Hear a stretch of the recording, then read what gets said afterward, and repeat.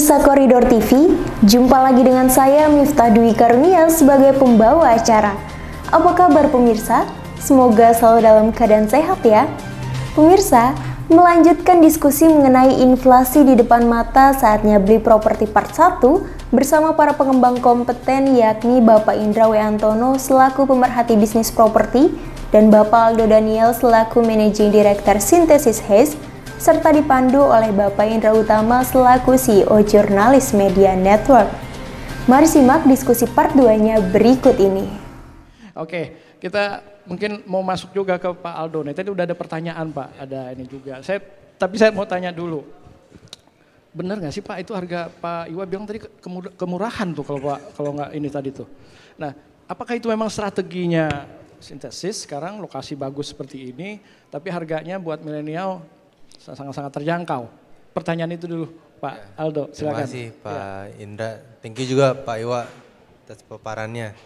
Memang kita kemarin baru keluarin produk itu yang 2 lantai Pak, baru sekitar 1-2 bulan yang lalu. Ketika masa-masa orang lagi khawatir dengan naiknya harga bangunan dan ya inflasi juga. Tapi malah di sini kita yang tadinya produk mulai dari 2,4 yang laku juga, tapi malah kita keluarkan yang 1,6 gitu loh. Justru kita kepengen memang membuat produk mungkin tipe-tipe produk yang berbeda-beda. Mungkin kedepannya juga saya lagi studi lagi, mungkin akan ada yang lebih besar lagi tanahnya mungkin. Tapi saya ingin menjangkau semuanya Pak. Jadi misalnya milenial, mungkin yang beberapa orang kan suka ngomong ya memang ya untuk lifestyle-nya mereka ada pengeluaran lain-lain. Jadi kita ingin menjangkau mereka yang memang untuk cicilan rumah mungkin hanya bisa segini. Oke, kita jangkau ke sana Pak. Gitu. Ya artinya ya ini karena usianya Pak Aldo memang milenial juga Pak Indra. 28 ya? Iya, ya, 28 ya. Pak, betul. Iya, artinya yang tahu kebutuhan milenial ini memang pengembang yang milenial juga. Yeah, yeah. Apakah memang diperlukan ruang terbuka lebih banyak gitu kan? Atau memang dibutuhkan tempat kerja? Nah, saya baru dengar tadi Pak Aldo suka masak ya. Oh, yeah. Nah, apakah memang Pak Aldo juga siapkan fasilitas seperti itu gitu kan?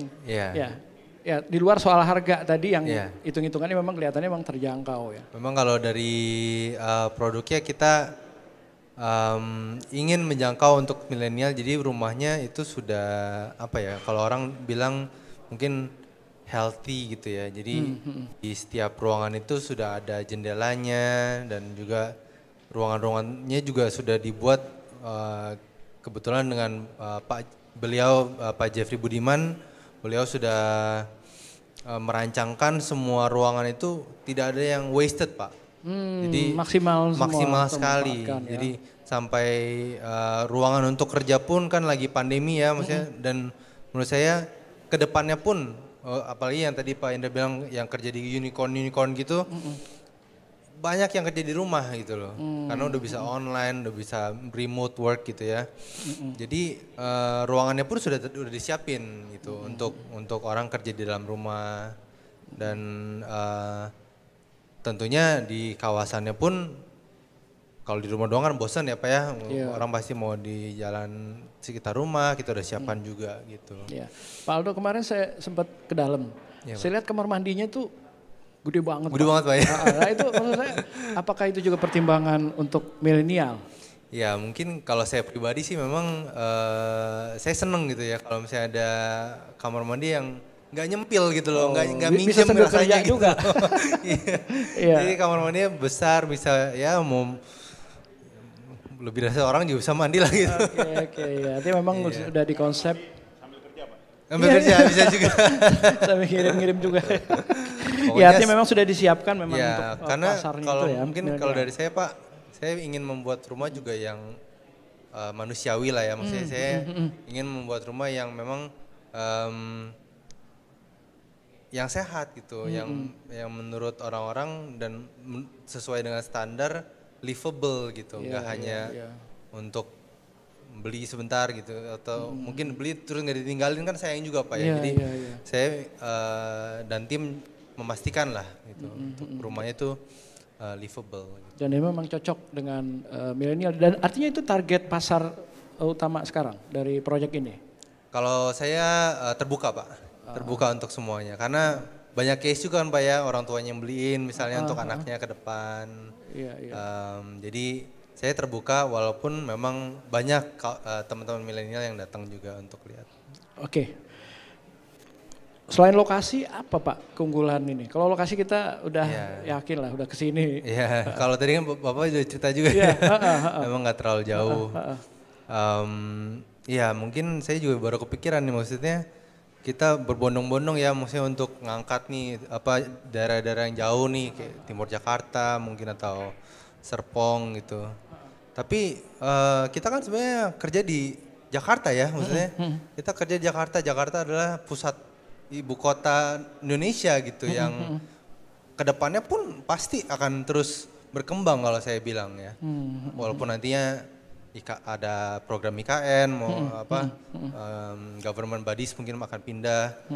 Tapi menurut saya seperti halnya di negara-negara lain pun center ekonomi itu pasti terus berkembang Pak gitu. Dan layaknya pun Jakarta Timur walaupun ini pun Jakarta Timur, Jakarta Tenggara lah tadi Pak ya. Jadi menurut saya lokasi ini masih ada Jakarta Timur yang lebih jauh ya? Betul, betul. Menurut saya lokasi ini punya potensi yang ya seperti Pak Enda udah bilang tadi dari berbagai aspek punya banyak potensi ke depannya gitu. Satu lagi soal desain ya. Kemarin sih saya lihat ada taman ya. Itu sampai ke atas ya. Iya, taman. Saya sempat tanya ke ke marketing, infonya itu untuk lift ya. Oh, iya. Nah, apa pertimbangan untuk bikin lift, Pak? Sebenarnya taman itu memang sudah dibuat. Kan bisa dibikin untuk kamar juga. Iya, bisa juga Pak. Ada beberapa customer yang memang request misalnya untuk dijadikan ruang makan gitu.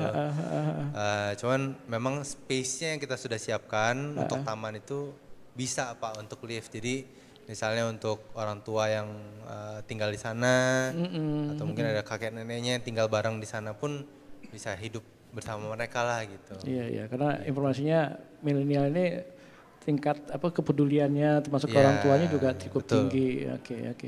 Oke, Pak Aldo. Jadi tadi soal lokasi kita udah lihat sendiri, terus harga tadi informasi dari praktisi yang udah pengalaman 30 tahun yang harga jualnya mulai dari yang 200 jutaan sampai miliaran. Ya, nanti beliau bilang ini harganya sangat-sangat terjangkau gitu ya. Oke, mungkin kita buka lagi pertanyaan khusus untuk Pak Aldo. Nanti bisa sekalian juga pertanyaan dari Mas Yudis Pak tadi Yudis, ya tentang kawasan industri ya. Saya beri 3 penanya lagi dari teman-teman khusus untuk ke Pak Aldo. Ais, kawan. Satu lagi, 2 lagi. Oke, ya. Baik, terima kasih Pak Aldo. Ini ada pertanyaan bagus nih Pak.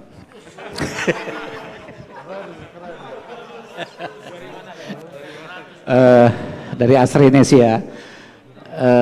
Ini kan sintesis itu salah satunya untuk kaum milenial Pak ya. Apa sih yang membajakan kaum milenial di sini nih? Baik dari desainnya, lingkungannya, atau kulinernya. Itu saja dulu Pak. Terima kasih. Bagus pertanyaan. Perasaan dari tadi pertanyaan bagus-bagus semua ya Pak Iwa ya. Cuman yang klaim baru satu. Lagi semangat Pak. Ya, terima kasih. Saya Ganet dari Antara. Saya mau menanyakan ini. Inflasi sekarang kan diprediksi akan segera terjadi. Awalnya dari global. Kemudian di Indonesia. Ada 2 krisis yang bisa terjadi ini adalah pangan dan energi. Pangan sudah mulai kelihatan hari ini. Beberapa bahan pangan mulai mengalami kenaikan. Terus kemudian energi, nah ini yang dampaknya mungkin paling tinggi ya. Kita tahu berapa kali kenaikan BBM itu mesti memicu kenaikan semuanya. Nah saya mau menanyakan begini, dibilang tadi kan time to buy ya, terus kalau terkait kepada pengembang kapan dia bisa bangun gitu? Bisa nggak dia mau bangun dengan kondisi kenaikan harga-harga sekarang ini. Pasti harusnya ada diantisipasi ya. Berapa kenaikan, tapi kan pemerintah belum mengetahui berapa dia mau naikin ya. Mencabut subsidinya berapa persen nggak tahu juga. Nah ini siap nggak untuk menghadapi seperti itu? Terus mungkin Pak Indra ada masukan gitu ya kepada pengembang dengan kondisi seperti sekarang ini, apa yang harus dilakukan? Apakah turunin margin atau apa gitu? Saya nggak tahu juga ya strateginya seperti apa gitu. Kalau konsumen mungkin daya belinya turun yang ada beberapa, tapi ada masih banyak lah yang punya kemampuan untuk itu gitu. Nah, terus yang kedua ini terkait dengan ini kan rumah ya Pak ya. Sebenarnya bagusnya kalau di pinggir jalan seperti ini rumah plus atau rumah aja. Rumah plus itu dalam arti ada komersialnya, ada macam-macamnya gitu Pak. Makasih. Ini yang paling bagus pertanyaannya. Satu lagi.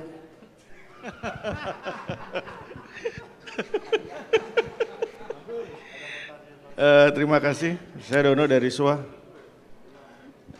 Mungkin update aja, Pak, kalau dari di tahun ini, ya kalau kemarin-kemarin kan masih 60%-an kira-kira ya dari berapa, target 100 unit sampai akhir tahun ya. Ini udah sampai 70-an belum nih Pak, atau mungkin udah lebih gitu? Sekarang masih di 60%. Oh ya, makasih. Namanya update. Pernyataan langsung itu. Update, Pak. Ya, silakan. Ya, mungkin dari Mas Ganet tadi. Pertanyaan pertama dari yang Pak Ya, ya. dari Asrinesia. Pertanyaan tentang kenapa kalau kaum milenial harus di sini Pak ya. Ya.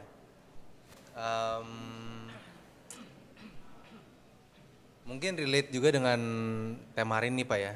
Kan kalau saya suka merasa ya, saya suka merasa memang proyek ini tuh seperti hidden gem gitu loh kalau buat saya, karena itu tadi maksudnya orang mungkin belum begitu kenal daerah sini, ketika mampir ke sini mungkin kaget, oh nggak terlalu jauh, aksesnya lumayan dekat gitu ya. Nah dan mungkin kenapa kaum milenial harus pilih dari sini gitu ya Pak ya.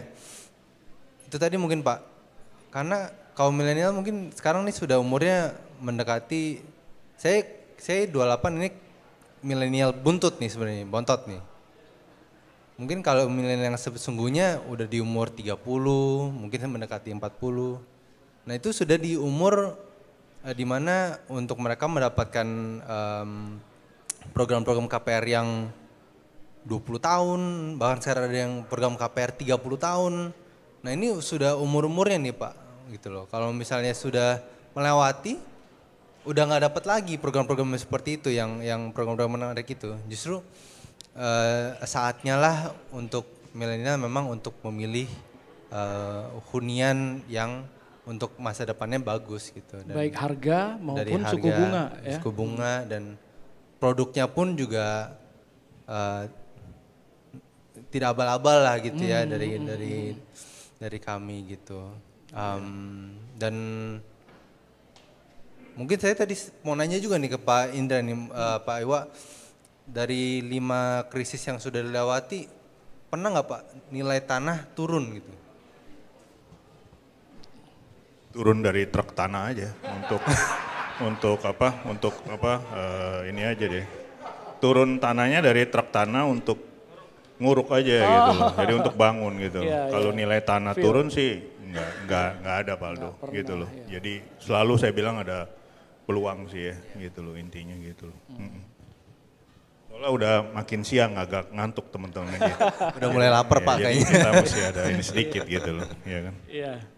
Oke, mungkin pertanyaan Mas Ganet antara tadi. Sorry, tadi pertanyaannya apa aja Pak? Antisipasi inflasi.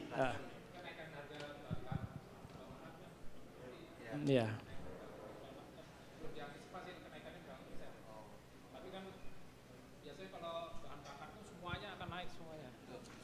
Mulai dari bahan bangunan, bahan yang lain ada makan semuanya, akhirnya dampaknya kan kepada pengembang juga, iya. gitu.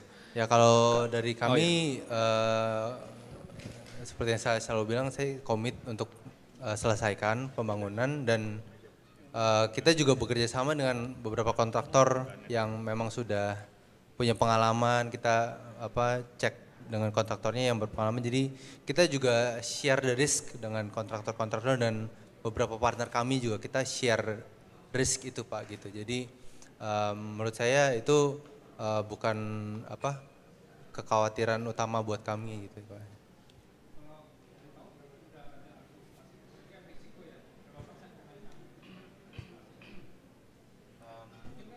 Ya.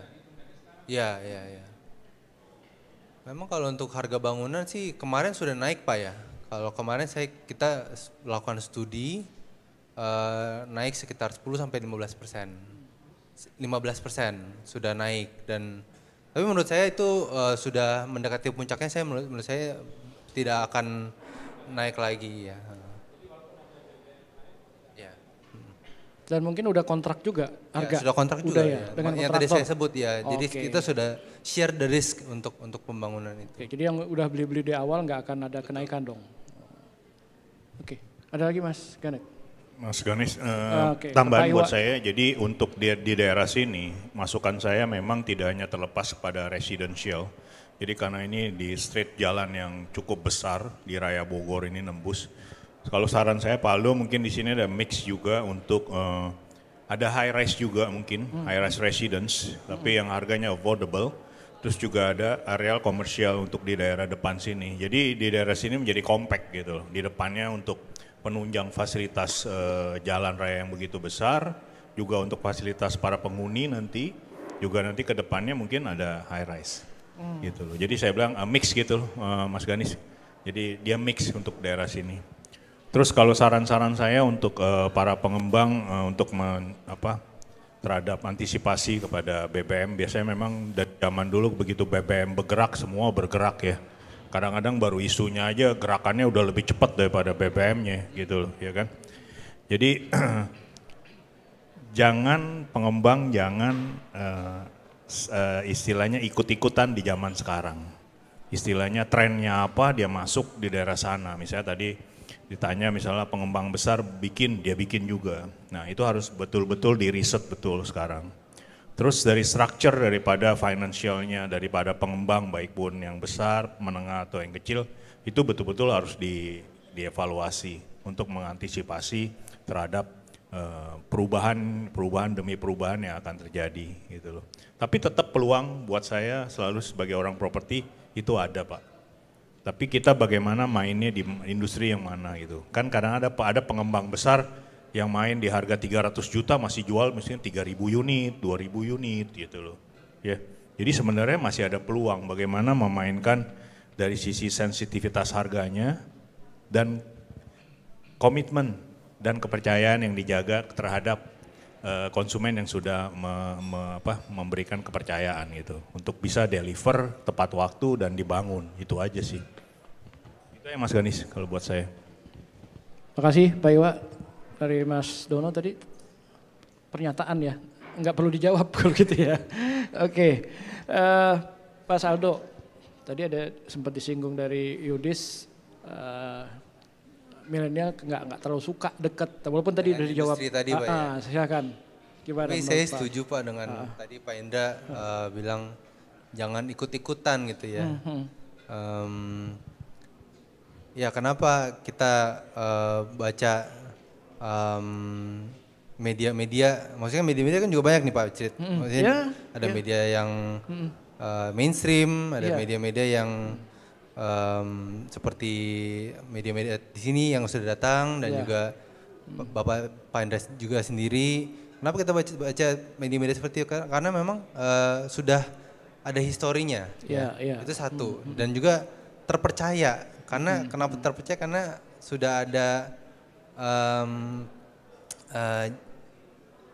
ya tadi historinya dan udah paham lah ada artinya gitu loh. Nah sama dengan halnya di sini gitu. Kenapa kita jangan terlalu baca cari properti-properti yang mainstream gitu ya. Kalau misalnya dilakukan risetnya dan dilakukan diamati, memang di sini punya potensi yang besar gitu untuk kedepannya. Seberapa optimis Pak Mas Aldo bahwa lokasi ini salah satu pilihan investasi ya, buat dihuni juga dan mampu kalau sesuai dengan tema kita mengalahkan inflasi? Saya optimis sekali sih Pak kalau di sini ya, karena masih di Jakarta gitu ya. KTP-nya nanti masih di Jakarta juga gitu. Jadi saya sih optimis sekali Pak ya. Ya, Mas Aldo mungkin teman-teman yang lain juga saya yakin udah tahu juga Synthesis Development itu siapa ya. Tapi mungkin ada juga yang masih pengen tahu, bisa dicerita dikit Synthesis itu proyeknya sebelumnya apa? Mungkin kalau ada rencana ke depan seperti apa silakan. Synthesis itu awalnya dari Plaza Semanggi ya. Oke. Itu adalah proyek pertama kolaborasi dengan Agung Podomoro juga. Iya. Memang karena Synthesis itu historinya dimulai dengan konsultan mall, konsultan pusat perbelanjaan. Nah dari situ membangun satu mall dan mulailah membangun beberapa apartemen seperti The Lavang, Casablanca Mansion, lalu bangun juga Kalibata City, itu kolaborasi juga dengan Agung Podomoro ya. Dan proyek yang pertamanya yang besar adalah Basura City. Nah, terus ada beberapa apartemen lain dan dari 2016 sudah kita mulai membangun perumahan di Tangerang Selatan. Apa? Synthesis Homes. Ya, dan ini adalah proyek yang kedua perumahan. Yang akan datang apa ya? Yang akan dibangun? Yang akan datang mungkin nanti kita cari lagi Synthesis apa gitu namanya. Iya. Oke, mungkin gak ada lagi pertanyaan buat Pak Aldo sebelum. Oke, terakhir dari silakan. Oke, terima kasih Pak Pius dari Property and the City Pak. Mungkin pertanyaan ke Pak Aldo ya. Tadi disebutkan bahwa ada tipe terbaru Pak di sini Pak ya. Tipe terbaru ya yang diluncurkan belum lama ini Pak. Mungkin bisa dijelaskan tipe terbaru itu diluncurkan apa perbedaan dengan tipe-tipe sebelumnya dan apa alasan meluncurkan tipe tersebut Pak. Terima kasih. Silakan. Oke Pak Pius, terima kasih. Untuk tipe terbaru itu adalah tipe namanya Safford Pak. Tanahnya 60 seperti tipe yang Pasa, tapi bangunannya hanya 55 meter Pak. Sudah termasuk kanopi, dua lantai, tetapi ada potensi, saya desain berpotensi menjadi 3 kamar Pak. Karena bisa di-extend gitu loh, seperti rumah tumbuh gitu. Saya buat tuh, tim di sini buat itu ya untuk menjangkau lebih banyak orang yang tertarik dengan beli rumah, jadi kita keluarkan di harga 1,6 M Pak gitu. Oke, Mas Pius terjawab. Saya kasih kesempatan terakhir pertanyaan buat Pak Aldo sebelum kita masuk mungkin ke Pak Iwa lagi atau masih ada pertanyaan terakhir buat Pak Aldo? Oke. Pak Eki. Coba bikin pertanyaan lebih bagus dari sebelahnya.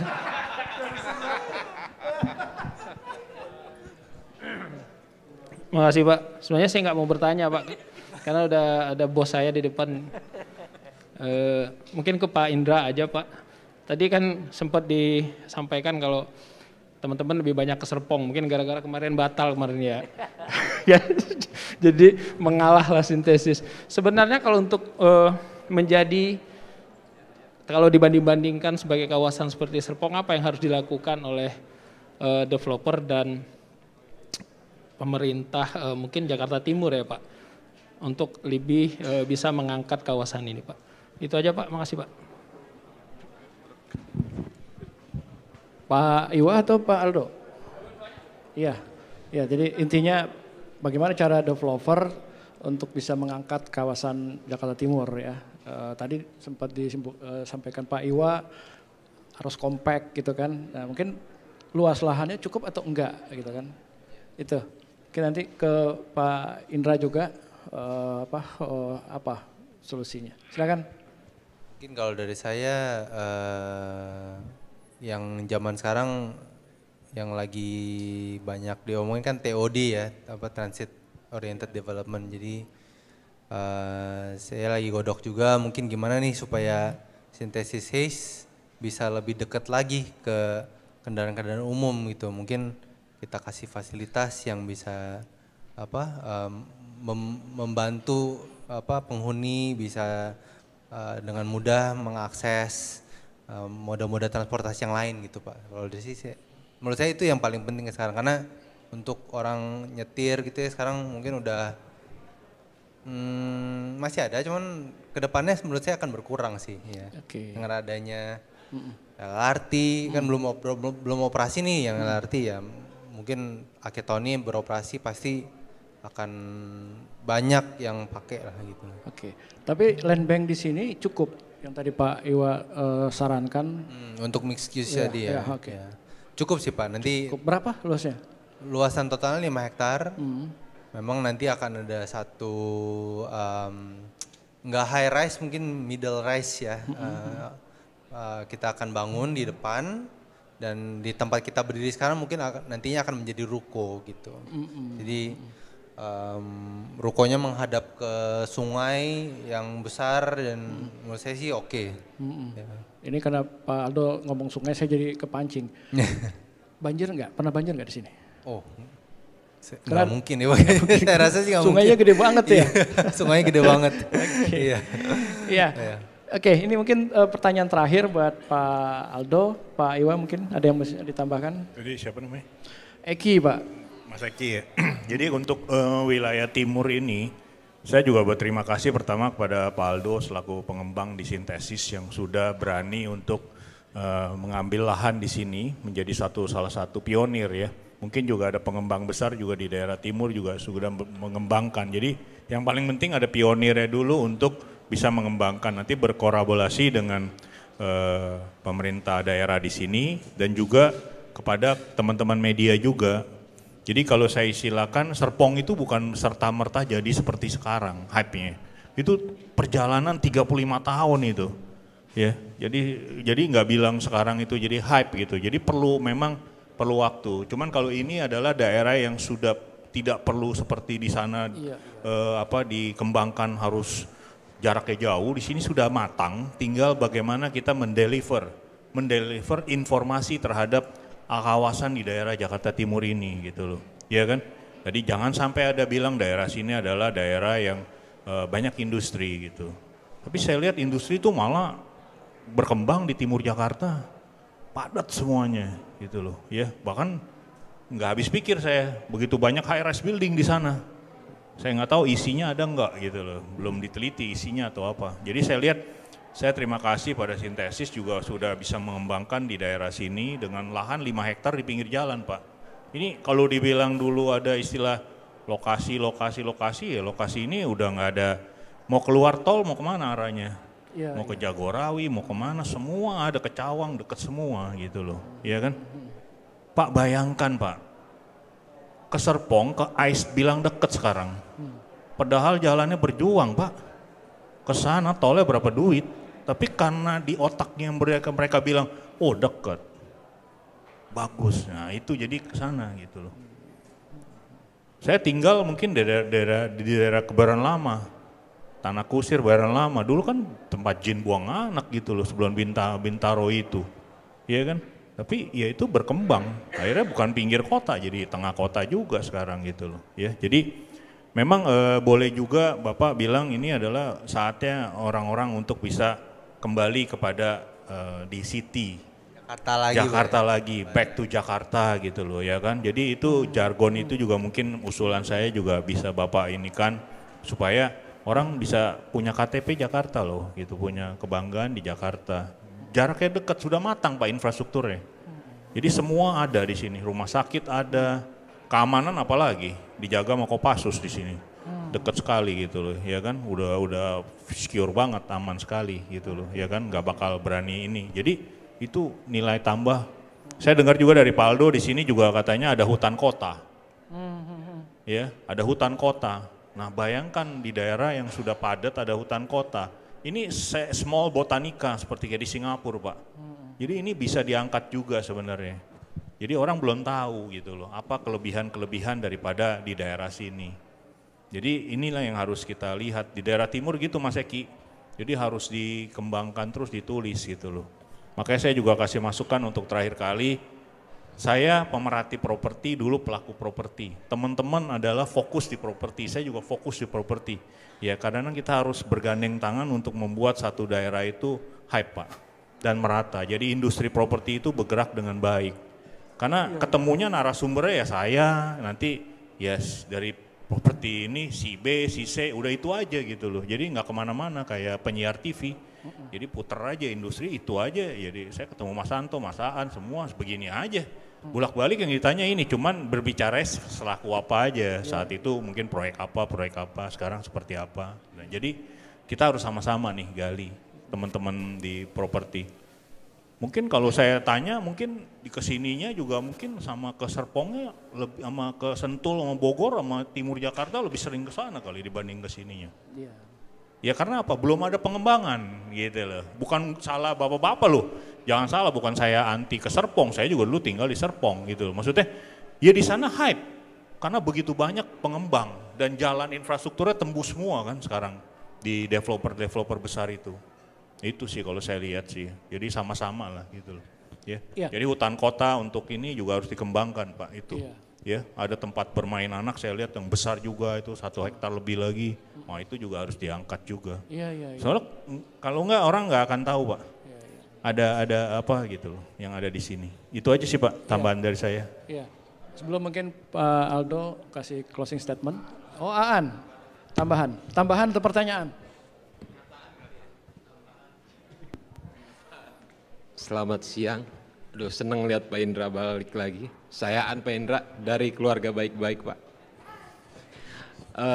Jadi saya lebih banyak menikmatinya dari statement-statement ini. Jadi ya saya ingin secara pribadi ya fix jadi pengamat properti aja deh Pak. Udah. Itu aja Pak. Sehat-sehat terus Pak. Amin. Ya saya setuju itu Pak Iwa. Jadi mungkin sekali kita minta kesiapan Pak Iwa besok-besok dihubungi teman-teman gitu kan. Karena saya pikir pakar ya. Kalau pengamat kan cuma lihat aja ya. Karena ini keunggulan Pak Iwa, dia pelaku, praktisi. Dia pernah bangun, jatuh, ya pernah krisis berapa kali. Ya, jadi besok-besok kita minta Pak Iwa untuk kasih statement ya. Oke Pak. Jadi teman-teman besok kalau nyari statement bisa pakar properti ya. Iya. Oke, kita anggap Pak Iwa setuju ya. Kita tepuk tangan buat Pak Iwa. Sidang kode etik jadi tetap. Iya. Makanya kadang-kadang teman-teman kalau di luar ini sambil sebelum makan siang, saya ngelihat banyak kata-kata pengamat ya kan, pakar gitu loh. Jadi saya belum ada gini loh, kita membuild itu harus dengan hati Pak. Iya. Ya, kita membuild gitu, kita menulis juga dengan hati Pak. Kalau nulis itu pesanan, kagak enak Pak. Yes. Tapi kalau nulis itu pakai hati, enak bener Pak. Luar biasa Pak, bisa keluar inspirasi-inspirasi kita. Iya. Apalagi kan, Pak? memahami. Iya, memahami gitu. Makanya saya bilang kenapa saya memakai kata-kata pemerhati, karena saya pernah menjadi pelaku. Buat saya bukan pakar Pak, di industri itu sangat berbeda. Di industri dulu waktu saya alami tidak ada kata-kata milenial Pak. Tidak ada digital Pak, gak ada Pak. Saya ketemu Pak Santo dari puluhan tahun yang lalu sama-sama kan, sekarang dari sini udah digital. Dulu kan pakai tulis kertas semuanya teman-teman. Jadi kita berubah Pak, jadi kita harus kita juga berubah Pak, kita adaptasi gitu. Jadi kita nggak bisa pakai cara-cara kita yang lama, kita dengan the new ini, harus cara-cara baru kita harus menyesuaikan gitu loh. Ya cuman kita harus memerhatikan betul aspek-aspek apa gitu loh, ya kan. Jadi pakar atau pemerhati? Saya lebih senang pribadi pemerhati Pak, karena belum ada yang pakai, karena di sisi lain semua banyak, kalau pakar mungkin abang kita Pak Panangian sudah pakar ya. Silakan teman-teman, jadi besok-besok pemerhati properti kita udah punya nih, udah punya narasumber untuk pemerhati properti. Ya. Kalau soal pakar ini saya mau kasih komen dikit. Waktu itu Pak Ci kan, ya cerita dikit lah waktu ini. Oh sekarang di mana ini? Oh, yang pakar itu saya katanya, kata Pak Ci. Oh dia pakar apa? Bangun aja belum pernah gitu kan? Itu saya nggak sebut merek ya. Pak Ci bilang begitu. Jadi mungkin Pak Iwa juga kita kasih pemerhati lah ya. Karena mungkin pengalaman beliau. Nah, yang menarik tadi saran back to Jakarta. Saya pikir ini pengalaman Pak Iwa, walaupun bukan beliau sendiri yang back to city ya. Menurut saya itu sukses banget. Ya sukses banget untuk membawa orang kembali ke Jakarta tinggal di apartemen. Dan hampir semua apartemennya yang Pak Iwa pasarkan dulu ya memang harganya bagus dan terhuni. Jadi mungkin besok brosurnya harus ganti tuh back to Jakarta ya Pak Iwa ya. Mungkin kalau saya tambahan ke Paldo, mungkin bisa teman-teman nulis di headline-nya adalah Hysteria to Jakarta. Karena ini kan sintesis HIS kan. Hysteria to Jakarta. Back to Jakarta, oke. Histeria Pak. Histeria. Kan sintesis HIS. Histeria. Iya. Oke, luar biasa ini. Ya, tepuk tangan. Ya, ini sekaligus closing statement dari Pak Iwa ya. Mungkin ada dari Pak Aldo, masih ditambahkan closing statement terakhir. Saya cuma bisa bilang terima kasih aja Pak hari luar ini. Biasa. Udah tangan Pak Indra, Duo Indra. Ya. Dan teman-teman juga terima kasih. Iya. Sebenarnya saya mau kasih tepuk tangan dulu ke Pak Iwa ya. Mau hadir ke sini setelah 3 tahun menghilang. Ini penampilan perdana nih. Kalau artis lama itu ya. Tapi saya lebih ini lagi ke teman-teman, apresiasi Pak Iwa, Pak Aldo. Udah untung nggak pakai bus tambahan karena kan deket ya. Biasanya kan minta bus dulu kita untuk bisa sama-sama ke sini. Ya kita beri tepuk tangan meriah buat teman-teman yang sudah hadir, teman-teman media hari ini. Saya ingin mengucapkan terima kasih teman-teman sejawat semua. Jadi kita diskusinya nyambung nih. Ya, oke. Tepuk tangan juga buat Pak Indra Antono, buat Pak Aldo yang sudah bisa bersama-sama kita hari ini. Mudah-mudahan ini bukan pertemuan kita yang akhir. Besok-besok kalau teman-teman menghubungi praktisi properti ya, nomornya pasti masih ada semua ya, karena nomornya nggak ganti nih. Ini salah satu bukti Pak Iwa memang masih di properti. Oke, selanjutnya saya serahkan kembali ke Pak Sekali lagi tepuk tangan Pak Indra Utama, Pak Indra Wiantono dan Pak Aldo. Terima kasih. Itulah pemirsa, diskusi akhir mengenai inflasi di depan mata saatnya beli properti. Nantikan diskusi-diskusi menarik lainnya seputar properti dalam channel YouTube Koridor TV. Jangan lupa like, comment, share, dan subscribe agar Anda tidak ketinggalan informasi menarik lainnya. Saya, Miftah Dwi Karunia, pamit undur diri. Terima kasih dan sampai jumpa.